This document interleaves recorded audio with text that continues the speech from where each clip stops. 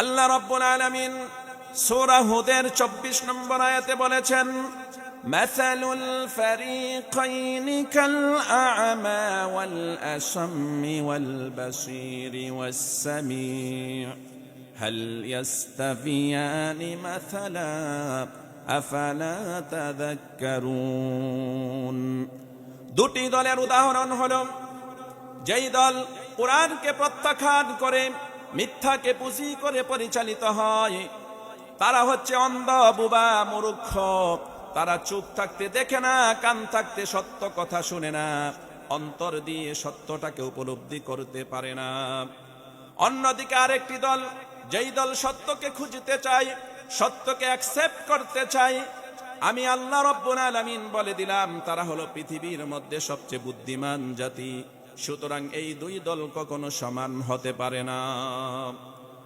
আমার বন্ধুগণ, এই আয়াত প্রমাণ করে যেই দল নাস্তিক, বেঈমান, মুরতাদ, ওই দল যত বড় শিক্ষিত হোক, তাদের যত বড় ডিগ্রি থাকুক, ক্ষমতা, প্রভাব, প্রতিপত্তি, দাপট থাকুক না কেন, যেহেতু কোরআনকে প্রত্যাখ্যান করেছে, এই জন্য আল্লাহ রাব্বুল আলামিনের দরবারে তাদের কোনো মর্যাদা নাই। কারণ আল্লাহ রাব্বুল আলামিন তাদেরকে বোকা বলেছেন, জ্ঞান পাপী বলেছেন। অন্যদিকে যারা কোরআনকে আঁকড়ে ধরেছে, ওই জাতি যত শিক্ষিত হোক না কেন, দুর্বল হোক না কেন, প্রভাব, প্রতিপত্তি, ক্ষমতা না থাকুক, কোরআনকে বুকে ধারণ করার কারণে আল্লাহ রাব্বুল আলামিন তাদের মর্যাদা বাড়িয়ে দিলেন। জোরে বলেন সুবহানাল্লাহ। এই জন্য মুমিন যখন কোরআন শুনে, কোরআন শোনার সাথে সাথে তার অন্তরে আনন্দের হিল্লোল বয়ে যায়। এমনকি তার প্রতিটা ইন্দ্রিয় অনুভূতিতে কোরআনের আনন্দের ঢেউ স্পর্শ করে দেয়। একইভাবে তার প্রতিটা রক্ত কণিকার ভিতরে কোরআনের বিপ্লবী স্লোগান তৈরি হয়ে যায়।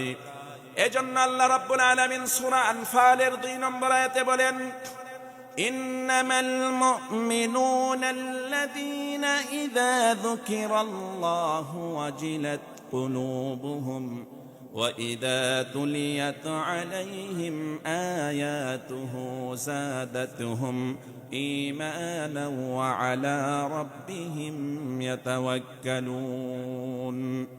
মুমিন তো তারাই, তাদের সামনে যখন আল্লাহ রাব্বুল আলামিনের নাম উচ্চারণ করা হয়, আল্লাহর ভয়ে তাদের অন্তরগুলি থরথর করে কাঁপতে থাকে।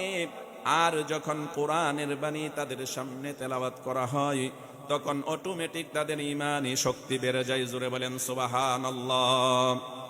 অপরদিকে যেই দল কোরআনের বিপক্ষে অবস্থান নেই, কোরআন শুনলে তাদের প্রতিক্রিয়া কেমন হয়, আল্লাহ রাব্বুল আলামিন তার চিত্র তুলে ধরলেন। সূরা জুমারের 45 নম্বর আয়াত, আল্লাহ তাআলা বলেন, ওয়া ইযা যুকিরাল্লাহু ওয়াহদাহু ইশমাআজ্জাত কুলুবুল লাযীনা লা ইউমিনুনা বিল আখিরাহ ওয়া ইযা যুকিরাল্লাযীনা মিন দুনিহি ইযা হুম ইস্তাবশিরুন।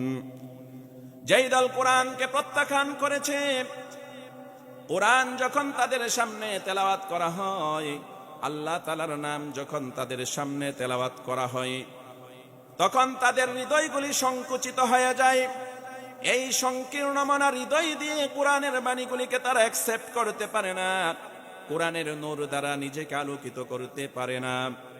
কোরআন ছাড়া, হাদিস ছাড়া যা কিছু আছে, জারি সারি, মুর্শিদি, আউল ফাউল, বাউল, যা কিছু আছে, নাটক, থিয়েটার, কনসার্টার, যা কিছু আছে, সবগুলি যখন তাদের সামনে আসে, ইযা হুম ইস্তাবশিরুন, তখন তাদের অন্তরে আনন্দের হিরিক বয়ে যায়। জোরে বলেন নাউজুবিল্লাহ। এই জন্য তারা টাকা খরচ করে, শ্রম দেয়, বুদ্ধি দেয়, পরামর্শ দেয়। আর যখন কোরআনের বাণীগুলি তাদের সামনে এসে যায়, তখন চেহারা তাদের কালো হয়ে যায়, মনে হয় যেন চেহারার ভিতরে আলকাতরার বন্যা বয়ে গেছে। ঠিক না বেঠিক? এখন আমরা কি কোরআনের পক্ষে থাকতে চাই?